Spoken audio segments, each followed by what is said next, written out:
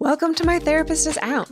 Each episode, we talk with a therapist from Open Space Therapy Collective or LGBT community members about mental health and building community. I'm your host, Renae Johnson, licensed therapist and founder of Open Space Therapy Collective, where we are your hub for queer and trans mental health care.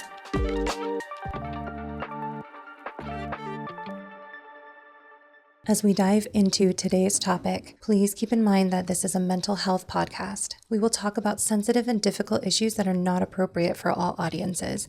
Please take care while listening. Welcome back to My Therapist is Out. I am so excited. We have repeat guest Mikey Whited, Psych NP, and their sister Jennie Larsen with us today. Thank you both so much for joining. Thanks for having us. Yeah. So we're going to do a two-parter on ADHD, both the experience of having ADHD and ways to treat it, both interventions that you can do in your daily life, things you can do with medications, what you can do for your kids, what you can do for yourself. And both Mikey and Jennie are experts in the field. And I am so excited to dive back into this conversation because in true ADHD fashion, this is attempt number 3 to get this podcast recorded. Can you both introduce yourselves? I'm Jennie Larsen. I am a special ed teacher and mom and person with ADHD. And I am Mikey Whited, they, them. I am a Psych NP, board certified. I currently work for LA County doing mobile psychiatric care. And I also was diagnosed with ADHD very young. Thank you for being here. So I've got to ask, why did you agree to do this podcast with me and do it together? What enticed you to make this happen? I will say I would love to cover this topic as somebody that is like, it's very much been a major factor in my life for a very long time, and especially being able to do this podcast with my sister because we both we have different presentations of ADHD, have different levels of intensity, but also we have the same genetics and the same family unit. But given that family unit, it's interesting to talk about the difference in the ways that as someone who's raised male and someone who's raised female, we got radically different treatments. I don't know about that. That's something you wanted to comment on, Jennie, but. Yeah, I am very passionate about ADHD, and that's one of the things that I work on with my students and, families of students. Is just how do we normalize the stuff that was shamed when we were growing up, and still is shamed sometimes in schools, and how to just learn to accept that your brain's different and that's okay. Yeah, it's so important. And I am excited to continue to talk to you too about this because you have such unique insights, both watching each other growing up with ADHD, both having it and the other one having it, and how that has transitioned into adulthood and now major career points for both of you, which is, I think, really unique and really special. It's also really important for us. So as we're doing this neurodivergent series, and I know Allison mentioned this in the last episode, but we really have such a higher percentage of ADHD and neurodivergence in queer community for who knows what reason. And so a lot of the clients that come into open space have some sort of neurodiversity, but a lot of ADHD, and really want to figure out what they can do about it and what they can't do about it. And it gets misdiagnosed all the time, depending on if you're AFAB or AMAB or anywhere in between. So I'm just excited to talk to you about it. So let's talk about the different types of ADHD. There are a few different presentations. Can you explain to people what those are and how they show up for you? Yes. So there's 3 different presentations. There's hyperactive. There's it's not inactive, but it's called inattentive, but it kind of is more like the quiet type. And then there's combination, which, is a little bit of both. I was diagnosed with inattentive. And I know Mikey has a big capital H in the ADHD. It's very hyperactive. Which interestingly, this is the kind of the highlight between the difference in what we do for who we work with. I work with only adults, and Jennie works only with children. And a lot of people for like for me right now, if I was reassessed, I probably would be identified more as predominantly combined type, because as you get older, the H does get a little bit like people usually tend to, most people tend to become less like overtly hyperactive. I am just now kind of calming down in my 40s. It's kind of where that landed. But also the hyperactive predominant type is kind of more like the TV version of ADHD. Yeah, I was going to say it's more the stereotypical like little boy getting diagnosed with ADHD is more like the hyperactive presentation. And then the often what we see in schools, and especially in the last 10 years, it's the quiet girls that you're like, oh, I think they're maybe just missing something, but they're fine. They're going to be great. And it's that inattentive where everything's going on in your brain and it's like a million trillion miles an hour. And then you're able to sit still. And so people don't think that, oh, that's ADHD, but it is. What's an example of that you're seeing in the classroom? Because there's, as kids, it's hard to pay attention. Attention spans are short. Yeah. They're kids. Like, what are you seeing as the difference that will clue you into, oh, this kid may have ADHD, but it's inattentive versus like, this is a kid and they're spacing out. So if you see a lot of twirling of hair, putting it in their mouth, putting like sleeves or rubber bands or something like that in the mouth, that's a lot of like stimming that is acceptable stimming because it's quiet and it doesn't bug anybody. And especially if you are asking them something and then they are way over there in left field and you're like, where's your brain? That wasn't here. Okay. Or if you're talking to them and they go from topic A to like topic Z and you're like, where did that jump come from?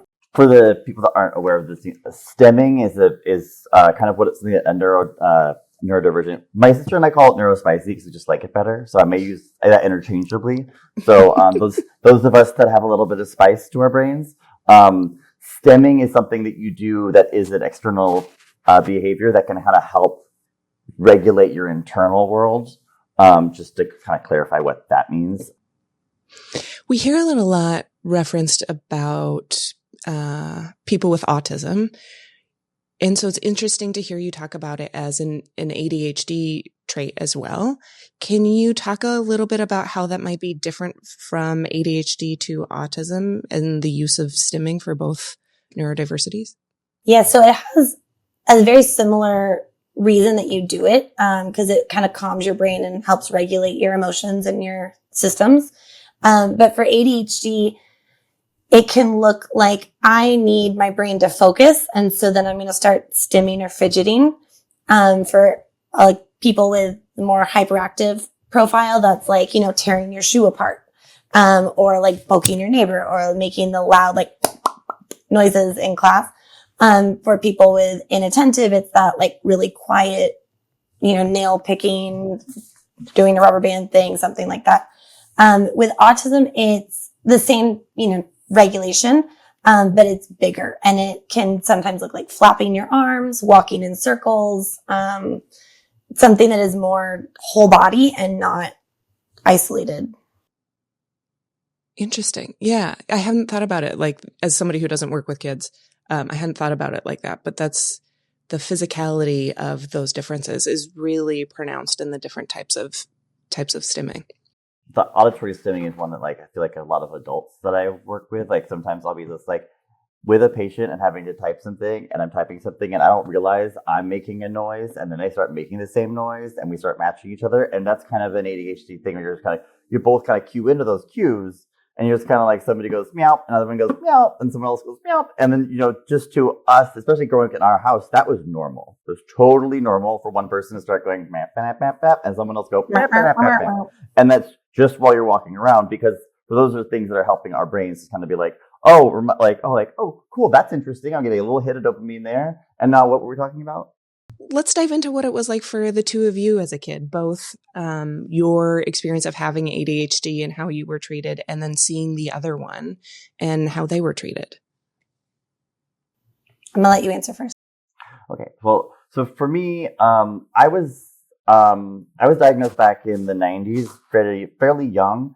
Back when it was still called ADD. I don't make the distinction. There is no ADD anymore in the official diagnoses. It's just ADHD and the different types. But I got that diagnosis.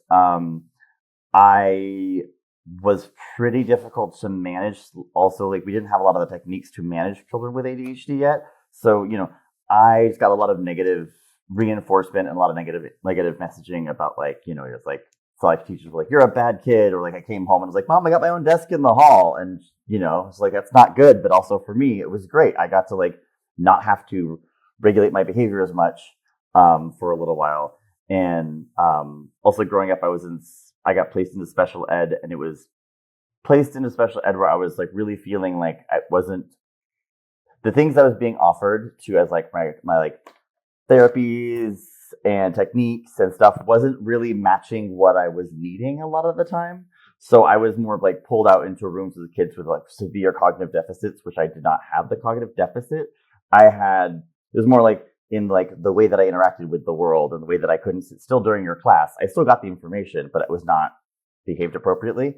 And with Jennie, didn't get a diagnosis until later. And it wasn't until you brought it up, you're like, "Well, my ADHD." And I was like, "Oh, right. Oh, yeah." Because there's things that, like, just for us also, like, given our parents who both before until more recent time did not acknowledge that they might have ADHD, and their presentation. So it just kind of, like, around us that felt more normal, but also outside in the, like, the non-neurodiverse world that we live in, there's a lot of negative messaging. And I worked really hard to get out of special ed, which probably could have kept helping me, but there was so much stigma that I felt about it that I worked really hard not to be that kid. And also, I also got in trouble a lot. I had impulse control issues, and you can apply that to literally every part of life. So I was in trouble a lot. So, it was like, kind of like, they were also kind of referred to Jennie as Jennie was kind of like, the more normal one. And then Jennie, I think you could take it from there for yours. Yeah. So we both also have learning disabilities. And so, growing up, I just was like, okay, I have a learning disability. Mikey's got a learning disability. Mikey also has ADHD. And to me, that was separate. But then growing up, my mom would use the same techniques on me that she used with Mikey for studying. So, like, I would scream and cry and, like, try and throw things if you made me write a paper. Cause that's where my disability is, like, writing sucked. And now looking back, and I'm like, oh, that was very clearly ADHD too, because the emotional regulation piece. But that was not acknowledged at all, because I could sit still. I could watch a movie without getting up and running around. As the younger sibling, I also learned what not to do, because I was like, oh, he did that. I'm not going to do that. That's not good. They got in trouble for that. That's not going to happen. So as I got older, I realized that those little techniques that my mom was using, those, like, work for 10 minutes, take a 2-minute break, those kinds of things. I was like, do I have ADHD? Maybe. And then I was like, I think I do. And then I just kind of went with it. And one day after my son was born, as my second kid, my husband was like, "You don't have ADHD. Like, you keep saying that." And I was like, "I do." And he's like, "I don't think you do." And so I was like, "Let me go talk to the doctor." And, like, one conversation later, they were like, "Yes, so here's your diagnosis." I was like, "Great." And I think that my favorite was when we told my mom, and my mom was like, "Your sister doesn't have ADHD. She hasn't been arrested." And I was like, that, but it's kind of, it's funny now, but it's like, it is that litmus test of being like, like, I have a rather severe and hyperactive presentation, which means I'm gonna get in more obvious trouble, which also, like, being raised male was also a little bit more socially acceptable. But, like, oh, this is roughhousing, whatever. It was like, I wasn't roughhousing, I broke it. But, it's just that, like, that cultural concept around, like, what it looks like to have ADHD. And the other thing is with anytime I would start acting up or acting hyper or acting any like thing where I needed to move my body, my parents would often be like, hey, you need to like sit back down. Or like, I got a lot of like, oh, that wasn't ladylike, or that wasn't how, you should act. And I was also like the girly girl growing up. So like, I did want to be a lady and have the tea parties and all that stuff. It was very clear to me from very early on, like, this is how I'm supposed to act as a girl. And a lot of times now as a teacher, I'm also seeing that in schools of like, oh, all the girls are sitting and they're fidgeting so quietly and like in their little bubble. And and then the boys are the ones that are like making the loud noises and poking and all that stuff. And it's so interesting just from a gender norms perspective of like, wow, like there's definitely some families that are still like, here's your gender norms. And then there's some families like my child also has ADHD, and we have not told her that like she has to act like a lady. And so she is loud and she is out there. And I'm like, I wonder if growing up, if I had been like allowed to be that loud, if I would have actually presented more as the H. But it's just that is always something I'm so curious about, because that ladylike, if I hear one more parent say ladylike to a kid, I might just like self-combust. Because that is also something I heard all the time growing up. And it's so interesting with people raised as girls, how much of the inattentive is prevalent. And I'm always so curious, and I know there's no way to really have an answer here, how much of it is parenting and being socialized as like, that's not ladylike, that's not what girls do. And how much of it is genetics or chemistry or all of those other things. Mikey, when you were being loud, how did parents and teachers respond to you? Like, what was the language they used? So, I mean, from what I remember, my childhood memories are a little shaky sometimes, but, it was a lot of like, I mean, I had certain teachers that were awesome and were very much like, we're going to work with this, and other teachers that were like, out, you're bad. And so it really there's that much. Like, my mom has always been very good about, like, even when she talks about me as a kid, she's like, you were not a bad kid. You were a very busy kid. You're very busy. And it was like, it wasn't that you were trying to be bad. You just literally were just there. There was like, you're going like, they're like, oh, we're at this nice monument. Where's Mikey? Oh, they're on top of the thing. Oh no. Or like, like I broke a lot of bones growing up, and it was kind of like, there's just kind of like, that's it. I mean, my parents were luckily, like, my parents put me in gymnastics, which is probably really good because everything's padded. It also led me to break bones outside of the gym because I never processed that, like, because there's pads, it's safe and you can't do flips outside without recourse. But growing up, there was a lot of, like I said, like there was definitely a lot of, I was identified as a kid that needed special ed from fairly early on. So that kind of played into a little bit of it. But the messaging was a lot of like, it was just like, don't do that again. You got to figure out how not to do that again. And I was like, I don't know. I don't know. Like, it was like, why do that? I have no idea why I did that. I did. The conversation that I could hear from my bedroom often was, what made you think that was a good idea? I don't know. I just did it. That's not an answer. And like, now I'm like, no, but neurologically that is an answer. But like, now as a parent, I'm also like, no, but I get like, that's not how the conversation wants to go. But, it's true. There's also the safety of your child. The 15th time your child jumped off something that was way too tall onto cement, what is your response going to be? Can you talk a little bit about the brain chemistry that happens with ADHD and the impulse control and the emotional regulation? Because I think that's an important piece here that you both are talking about that the listeners might not understand how that works. So with ADHD, there's a deficit in certain areas of dopamine and norepinephrine. So dopamine is the chemical, almost everybody's heard about it. It's a pleasure neurotransmitter. It's also a reward transmitter. It's something that, like, if you don't have it, you don't want to do stuff. And then there's also the other one that's really being looked at a lot is norepinephrine. And outside your brain, norepinephrine is called adrenaline. And these are things that when your brain doesn't have enough, it kind of seems really counterintuitive because the person looks, hyperactive and wild. But what they're doing all the times is trying to get more dopamine and norepinephrine flowing so that we can calm down, write the paper. Like I used to love in grad school, I would take a shot of espresso and bomb a really busy street on a bicycle at like high traffic time because I got the rush of the adrenaline, norepinephrine, the dopamine of like that was really fun. And then afterwards I would do that and go to the library and then write my paper because I was trying to get more dopamine flowing. And it's the same kind of thing with a lot of the like hyperactive kind of behaviors. And also like the stemming thing we're talking about, that's you trying to squeeze every bit of dopamine out of your brain that you can to help you inhibit. Because when you don't have the kind of mental capacity for that no part of your brain, that frontal cortex is really a lot of what we're talking about. The front part of your brain is that no, this is inappropriate. That's not what we're doing right now. That we're not prioritizing that. That's the part of the brain that's not really getting the same kind of juice with ADHD, which is what the medications are helping with. Is kind of like kicking that back online. When we get to the med section, we'll talk about that. But Jennie, do you agree?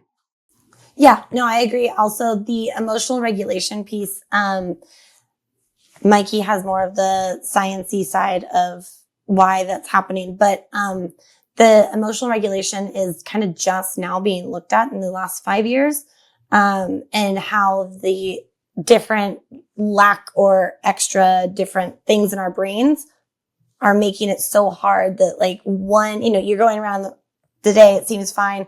One thing goes wrong and all of a sudden the world has ended and it's awful and horrible. And like from an outsider's perspective, you're like, what just happened? That wasn't that bad. Okay. So like they didn't have the right kind of, coffee at the coffee shop, but like inside your brain, you're like, I can't handle this. Everything is too much. You just kind of go into mental shutdown, and that looks different depending on your person. But like, that emotional regulation piece is so hard. And then also the empathy piece as well. Like you either have an abundance of empathy where you're like, oh my gosh, that store is going out of business. Are those people going to be okay? What are they going to do for a job now? Oh my gosh. Like, and you just like have this little internal struggle. Or you have the opposite where, you grow up and you don't have a ton of empathy. And then all of a sudden you're like, oh, I hit that person because I was angry. Oh, well, who cares? And so it's really interesting. Like I see a lot of kids, and it's interesting to see those different things kind of playing out. I don't know all the neurology behind it, but that's the symptoms that you see. Yeah, it's really interesting that there's kind of this like very black and white experience of we've got all of the chemicals going and it's working, or we don't, or like we have all of the empathy or we don't, or we have the big emotions or we don't. Mikey, what you were saying is the like dopamine seeking behaviors to get the no part to turn on because it's not happening, or is it like a flooding experience? It's more like, so basically it's also kind of, I could put it this way, like, especially if we're talking about the emotional side of things. I've taken a lot of different medications. There's ones that we'll talk about later, like more like immediate, and they kind of give you this really big flood of those chemicals your brain was lacking. And all of a sudden, out of nowhere, you're like, I sat down and read a fucking book. Like, whoa. But at the same time, in order to get that kind of flood of kind of neurotransmitter release, without like a chemical adjustment, that's what I mean about like, I've never been so calm as after I went skydiving. Oh, it was just like, I imagine other people what Valium feels like. I was just like, wow, I could calmly fold napkins. Whoa. But that's because like, I just got this flush. But then once that wears off, and that's the thing is like at the end of your day, when you've spent also like it takes us extra energy to behave. So because we don't have the natural no thing already kind of loudly being like, it is inappropriate to throw this pencil right now. Again, inappropriate to throw this pencil. Don't do that. That because the other people in the room aren't having to 19 times in their own head be like, don't throw the pencil. You're spending all this extra energy and work and emotional energy as well doing that. And then at the end of your day, when you're done, like I will say, like at the end of my day after like a long, busy work day, I get home. Not that nobody at work doesn't think I have ADHD, but they're also like, you say you're so unorganized and messy, and you are like your food is color coded. You're like my desk is messy, but like someone's like, where is that? I'm like, that paper is blah blah blah blah blah. But it's like underneath these other 9 pieces that look like trash. That's where your lab values are. Like we've got that, but that all takes a lot of energy. And then I get home and I'm like, why can't I put my socks away? Because I'm out. Your brain only makes so much of the stuff at a time, and you're out. And when you're out, and you get really emotional. You get really sensitive.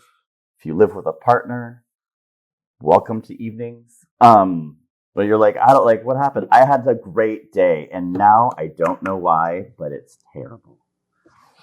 Yeah, Kristen and I did an episode last season about running out of spoons and how to tell people that you're running out of spoons. And Kristen's also somebody with ADHD. And they really talked about like how prevalent it is and important to be able to communicate that, especially at the end of the day with your family or the people that you're living with, to be like, I got no spoons left. We're going to have to figure out how to make this work. Yeah. As a parent, I will also say the spoons run out way faster with kids in the picture, because like you're trying to regulate your emotions. You're trying to regulate your like, okay, I can't drop the ball because this is like a tiny person's life is in my hands. And then, your brain's going every direction. Their brains are going every direction because they're just small humans. And then, it's also genetic. So there's a good chance that your little humans will also have ADHD. And then by lunchtime, you're like, I'm out. I'm just out. I don't have any more spoons. I don't know what you want from me. So it's very interesting. How do you manage that as a parent and as a teacher? Because I would imagine that like being a teacher, or, Mikey, same question for you. Like when you are at work and meeting with all of the clients all day, when the spoons end or you can feel that starting to end, how do you clock that for yourselves? And how do you communicate that out? When I have students, I pull them. So I don't teach a special day class. I teach a resource class. So they're in their general education class and they come see me for like 45 minutes at a time. And so especially my afternoon groups, I'm usually like, hey, just so that you guys know, I've had a really rough day. And so I'm going to need your behaviors to be extra high, or you're going to need to let me take my breath. And I'm pretty clear with them about that. And the first day of school, I'm always like, hey guys, I was a resource kid too. And so I know what's going on, but also we really need to think about like how we can talk about it as a group. And for me, especially at work with like my patients, like, I love a crisis. Like those energy rush moments. Like ADHD people are amazing in a crisis. Like because everybody else finally is freaking out, and we've got our brains kind of like tingling enough. We're like, I'm actually quite calm right now. This is wonderful. For me, it's also like after I handle a bunch of crises, I know I'm probably not doing like I handled it and it's good, and I got the bare minimum of like the charting stuff that I have to do, ordering your medications, the boring emails I have to send about whatever our plan is, all that stuff. That is murder for me. But I'm also now at the point where I'm like, if I have that kind of day and I do all that stuff and I still have a bunch of really boring paperwork stuff to do, which is what my brain hates, it's not happening that day. We're going to have to do it a different day. And that's it. Because it's just kind of, it's taken a long time to kind of notice the signs in within myself to be like, oh, wow, I've had it. Oh. And luckily that doesn't usually happen until I'm done with like the patients of the day. But I've had other jobs where I had a lot of patients in a day and it was really rapid. And that was like, it just wasn't those kind. I don't take those kind of jobs anymore because they don't work for me. So that's kind of how I've kind of like, I have a very, intense, but the intense parts of my generally aren't that long. Which is why I've gravitated toward the kind of work that I do. Hey, Renae popping in just for a minute to say thank you for listening. We really hope you are enjoying the conversation today. Any chance you have to rate, review, subscribe, and share with a friend makes a huge impact, and we greatly appreciate it. If you have extra bandwidth and want to support the show even further, you can go to mytherapistisout.com and click the donate button. Any donations from $5 a month to a one-time donation makes a huge difference for us. We're a little self-published podcast, so any extra dollar helps. Again, go to mytherapistisout.com and hit donate. Now back to the show. Speaking of being good in a crisis, can you both talk about some of the positive aspects of ADHD, especially as adults in the world? And Jennie, I know last time we talked about how those positive traits really show up with the kids, and Mikey, we talked about it with friendships, and because there are these limitations and these things that you have to figure out how to work with. But as somebody who has a ton of ADHD people in my life and that I'm very close to, it's also something that I really appreciate and value in those friendships. My friends and I call it like the party mental illness, where like we're fun. Like we can be spontaneous. We can go out. We can do, we're the like all purpose friend. Yeah. And then in parenting and with kids teaching and stuff, you can like have the silly dance parties. You can like naturally when a kid doesn't get something, I'm like, let's sing it out. Cause that's going to help their brains. And so that it's fun. And I will say, like, definitely, like, with friends, it's like, they're like, especially with, like, ADHD people, it's like, will you always do everything the same? No. Every day may be a new adventure. And it's kind of like people start to appreciate, they're like, wow, you have so much creativity and so much, like, I may not know when that's gonna hit, but sometimes I'm like, okay, so surprise everybody. I know we had this other thing planned. What if, just hear me out, and you say the most ridiculous thing, but you also actually go do it. You pull it off. Because you're like, wow, I'm actually like when our brains are into something, our brains are very into something. And that's kind of the opposite of what I was talking about, is there is a swing between, because there's the inattention, and what we haven't talked about thus far, this one, is the hyperfixation. And hyperfixations are awesome, so much fun.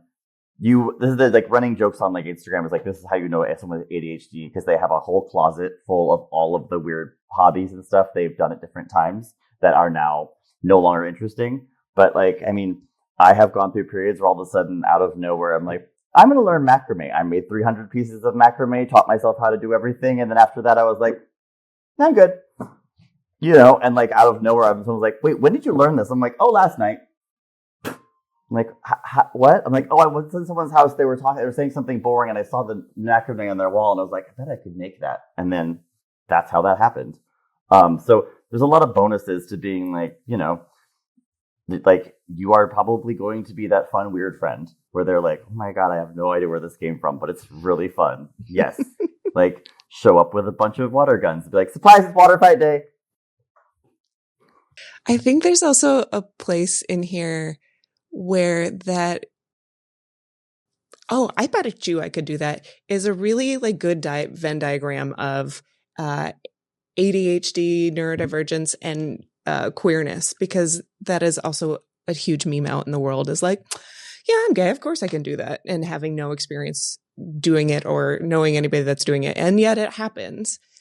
What other traits, behaviors, what do you see with the people that you're working with? What have you experienced where something that is ADHD and something that is your queerness or your client's queerness that overlaps?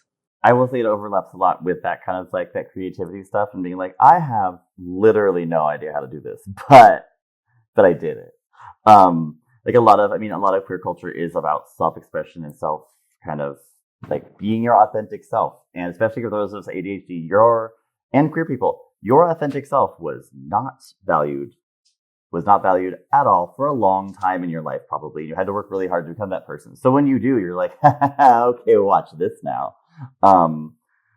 Like it's not like somebody usually taught us how to do this stuff. A lot of my queer patients are like kind of had to reinvent themselves anyways, and they reinvent themselves in ways they're like, Yeah, no one thought I could do that, but look what I did.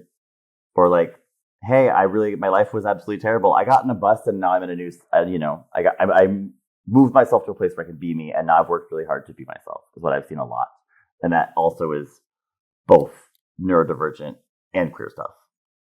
Jennie, what about you? What are you seeing with the kids?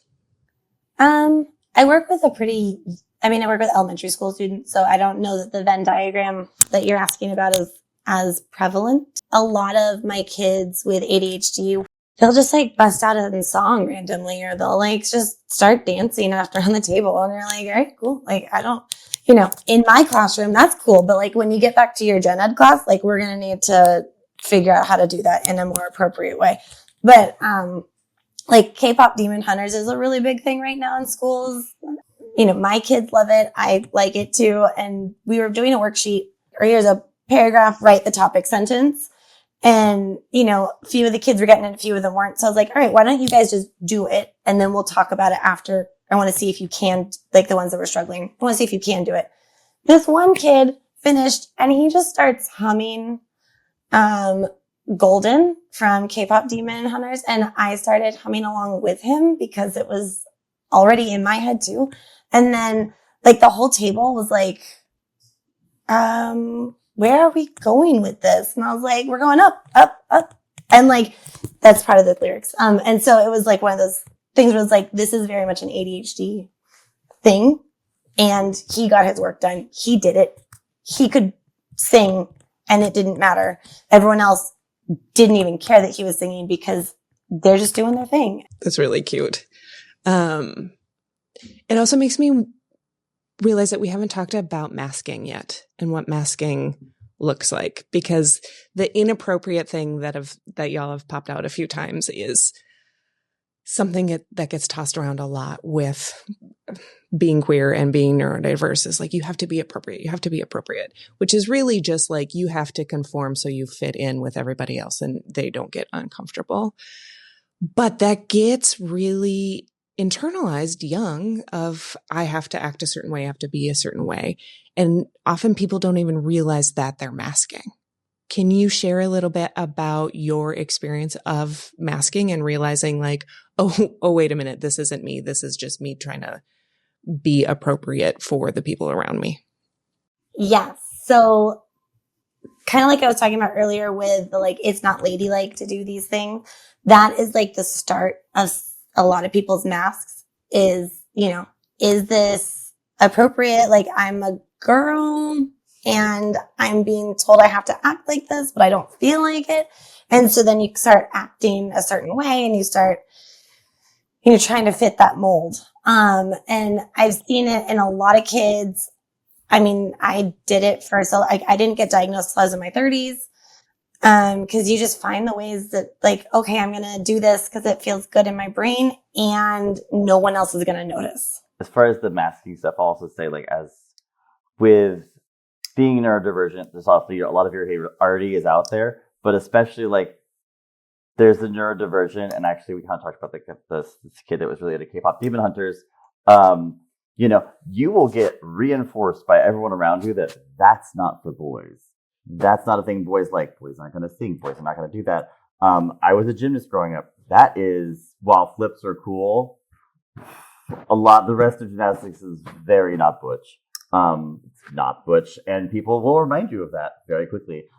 It's something that you push down and you push down and push down, and then at some point you realize, like, I'm not who I am, and now I've got to figure out who that is, which is awesome and terrible, as anyone who's done this kind of self-discovery work will know. But at the same time, then later you're realizing when you don't realize that you've been masking until you stop masking, until you're like, oh wait, that's me. That's me, because you've been trying so hard to have this version of yourself be you that you lose this internal thing because it was not valued. It was not something that everyone was like, yes, you should absolutely be fidgeting around in a pink tulle dress, doing whatever it is. That's not what a 7-year-old boy is supposed to be doing. So then you do the other thing. And then as an adult, you start to unpack that stuff, which is part of the hard work, but also some of the fun work is being like, I don't know, like, I mean, I don't know if this is everyone's experience. Like when I first came out, I tried on a whole bunch of different identities really fast. So like, maybe I'm this kind of queer person. And I was like, absolutely, I am not. Okay. What about this part? Okay. I like this aspect. All right. And you gotta try that on, especially let's say thing with like ADHD stuff and finding your coping skills and your techniques and your strategies. You got to try it all on, but, you can try on a lot of stuff that doesn't fit. But when you don't have an awareness of what that middle inner part is, it's really hard to know what it is because a lot of people that are masking don't know they're masking because it's just your life. Also, once the mask comes off, it's really hard to put it back on. And so a lot of times, a lot of my friends and we were diagnosed later. And so a lot of it's like, well, now that you've got this diagnosis, like you're acting more neurospicy. And it's like, well, yeah, but I always have been doing this. I've just tried to cover it up. And now I can't. Like there's a part of your brain that just goes, but now there's a reason that you're doing it. And so it feels okay to do it. And then the mask slowly comes off and you're like, oh, this is really who I am. And I think there's also a coming out of both. There's a coming out process for both. And I think that's something we're all kind of circling here is like, I came out as queer. And then, but it was also several more years before I was starting to tell people like, and I have ADHD. At this point, probably ADHD, we'll get into that later. But like, one of those things was like, yeah, we have a name for it now. And I'm not. And like, also, I will say my work life is so much better because I start off almost every job interview with being like, I have ADHD. Hello. Now that is a strategy of doing things. Like I've had some positive feedback about it and negative feedback about it. And that's just going to be a thing. But like with the masking part is like, especially when I was like doing graduate school, I was like, at the beginning, I was like, no, no one should know. No one's going to know. Everybody knows. And also like, nope. And also for me, it was like, that was also why I'm so good at what I do is because I've been in both chairs in the room. And so, it turned out, especially during my graduate studies and stepping into my professional world, owning that part has been extremely beneficial. And also, you still have to confront the stigma around both things. Like the stigma will come back to you anyways. But when you're not masking, and you're like, "But this is who I am," and also like, by the way, this is the badass thing I just did. Or like, my comments in this room are just as valid and they need to be heard because you're not getting a message and you need to hear it from someone that is your peer. Can have a lot of gravity to it, especially like when I was in my programs, people had never met a queer person with ADHD. They had met tons of queer people with ADHD. They just didn't know it because all of us were hiding it. That is something that I think, in the unmasking process, we kind of do work for ourselves and work for other people. But it's really hard to put that mask back on. When you find the faces underneath, it's really hard to cover it up. I will say also with Mikey's description of like walking into job interviews, it also very much depends on your field because there are some fields that will not accept that or be okay with that. And like you kind of need to put that mask on. And then there's other fields, like we both are in fields that very much are okay with that. And like it's a definite plus for my job as well as Mikey's. But then there's some other jobs like I've got some friends who are lawyers and some friends who are in emergency services. And you don't want to tell people that you have ADHD or any neurospiciness in those fields because people are not going to look at you as kindly. Which is really interesting, especially with the emergency medicine, because we're probably the best one at it. Like when I worked in hospitals as a nurse, like when somebody coded, I was suddenly the calmest, most organized person in the room, and everyone else is freaking out. And I'm like, they're not breathing. I'm like, oh my god, blah blah blah. I'm like, hey, shh, not breathing. Can you do that? Thanks. I'm doing the heart. You need to do the lungs right now. That's your job. Cool. And then afterwards, you're like, how are you so calm? I'm like, you finally experienced the world at my speed. It was wonderful. But the other careers aren't going to always understand that. Yeah. It's so tough to get to that place where you find some authenticity and you're able to figure out how to move in the world as yourself, and then hit these parts of society that are like, oh no, I need you to tone down all of this so you can pay your rent. I'm going to stay off that soapbox, but it's definitely a thing that is a tool that unfortunately you have to learn to be able to be a professional in some capacities. And it's a area that if you want to, you really can start to push the envelope to be like, yeah, I can do this in a crisis. Yeah, I can understand these things better because I think and function differently than you do. Can you talk a little bit about some of the misdiagnoses that you see, both, I think, especially with the kids, or experienced? Because there's also a lot that will depend on race, class, gender, all of this stuff that people will be like, oh, that's not ADHD, it's blank. Yeah. For people with inattentive type, there's so much depression and anxiety diagnoses that get done early on. And it's so frustrating because once you figure out that it's not that you're messed up, it's that your brain just works differently. A lot of times that depression can go away. The anxiety is still there, but it's a lot of it gets resolved because you're like, is this a real thing to freak out about, or is it not? And you can kind of have that conversation in your own head. So those are two big things that get misdiagnosed. And then I know Mikey alluded to earlier ADHD, which is autism and ADHD. And a lot of parents will not accept that their kid has autism. And they're like, no, they don't. And a lot of times it's that really high functioning / low masking person where like you look at them and you're like, well, you mostly functioning in the classroom. You mostly function in society. Like, do you really have autism? And it's like, yeah, no, it's just not as visible.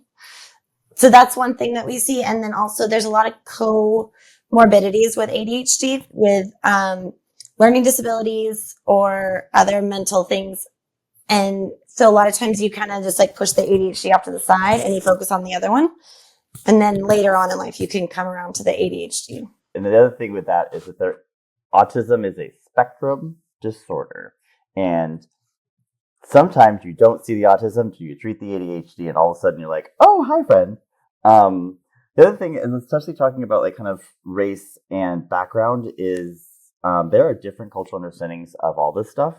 And depending on what your family background is, you may or may not be a lot more or less comfortable with this diagnosis, or with how hard you're masking and how much you're trying really hard to pretend there isn't something. Because if like both of us, I mean, I got diagnosed fairly early. My dad obviously had ADHD, was not ever like we talked about this last recording, but that like he was actually identified as having attention deficit issues in the 60s, but didn't get placed in any kind of special. It didn't get any kind of help for that because my grandmother was like, no, he's not broken, or that's too much shame for us. And that is a thing that also carries through with also like queerness, because as we know, different cultures are going to accept that very different ways, varying different things. Also with your socioeconomic status, different. Like we came from, I mean, our status changed throughout our lifespan, but at the same time, like you come from a more, a less educated background. A lot of people are just going to be like, nah, it's fine. This isn't the thing we need to address. It's not really that important. And that, that will really affect your own self-concept, and also kind of going back to that masking piece and like, how hard are we masking? Are you masking for other people, or are you masking for yourself?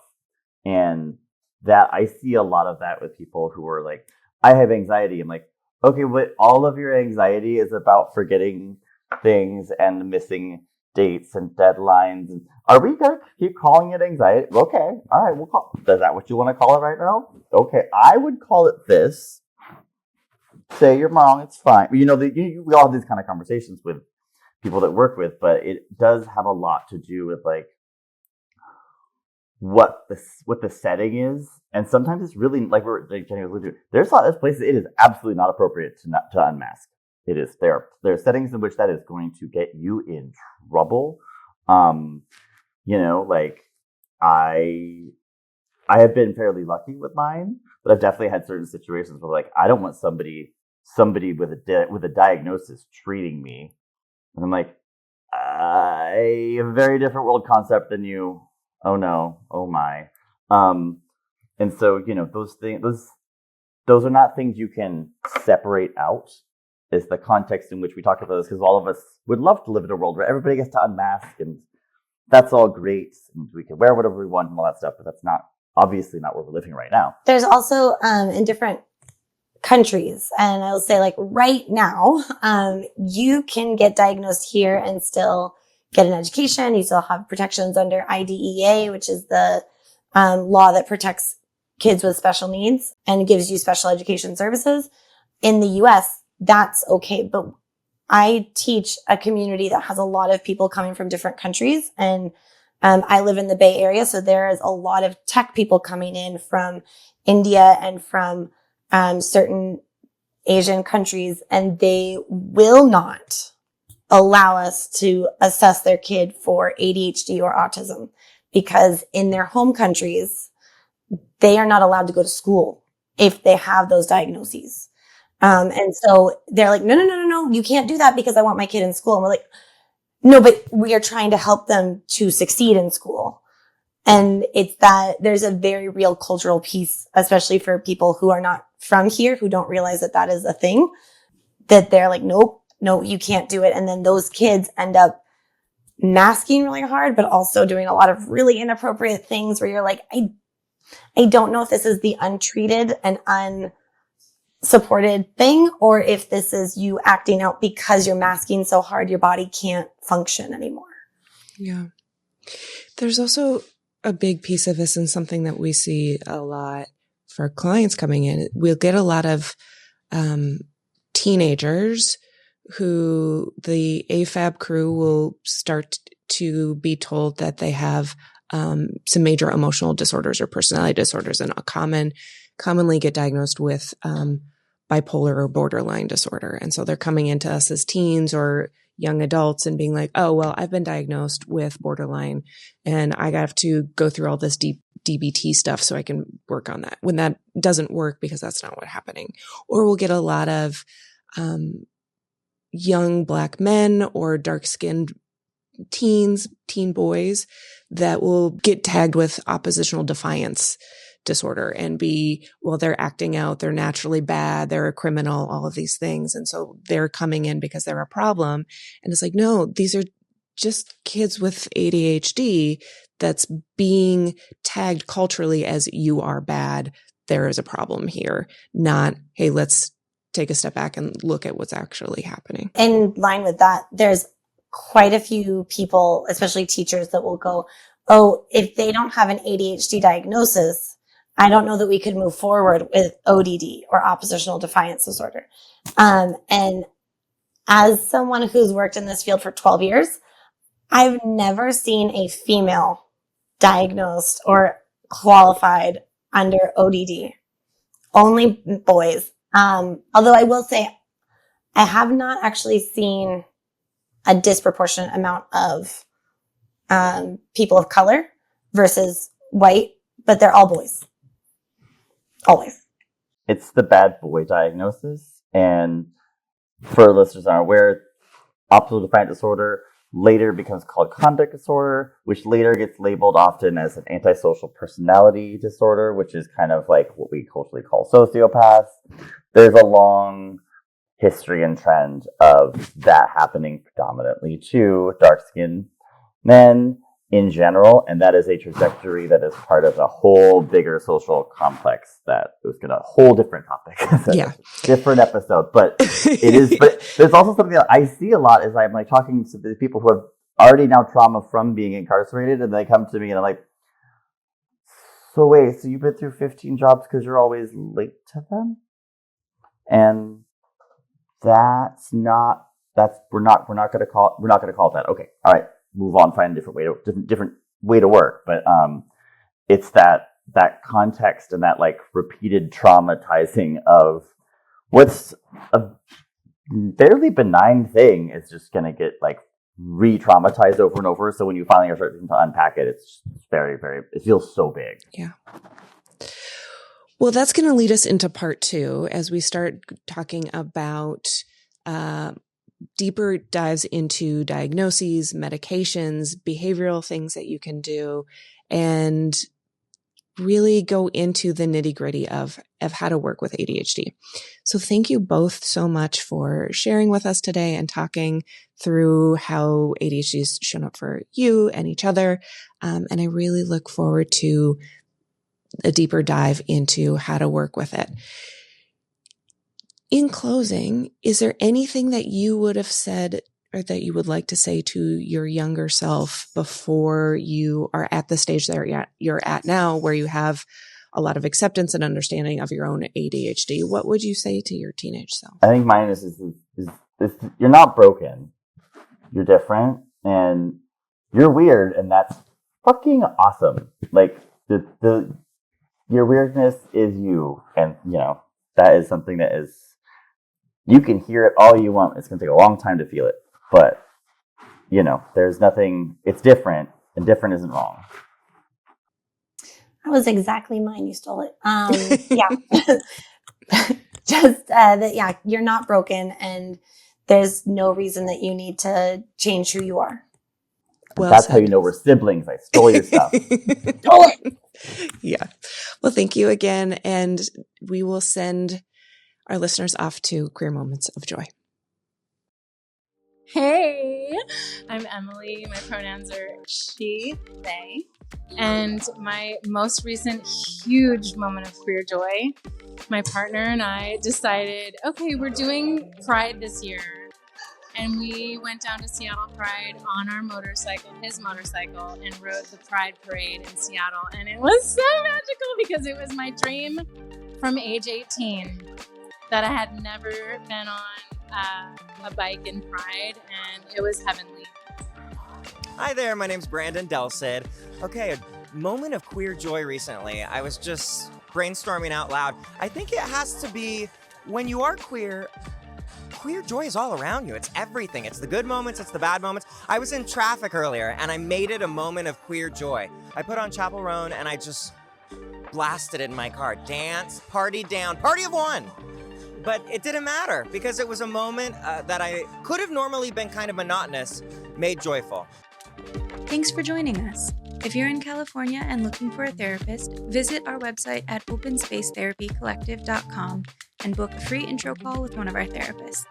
If you're enjoying My Therapist Is Out, please rate, review, and follow us on Spotify, Apple Podcasts, and YouTube. Do you know somebody who could use a little extra dose of queer community? Send them one of your favorite episodes of My Therapist Is Out and help our collective grow one listen at a time. My Therapist Is Out is an open space therapy collective podcast, and our podcast editing is done by Rachel Peltzer and Smash and Grab Studio. We'd love to hear from you about today's topic, so email us at info@openspacetherapycollective.com. You can find us on TikTok and Instagram at Open Space Therapy Collective. Thanks for listening.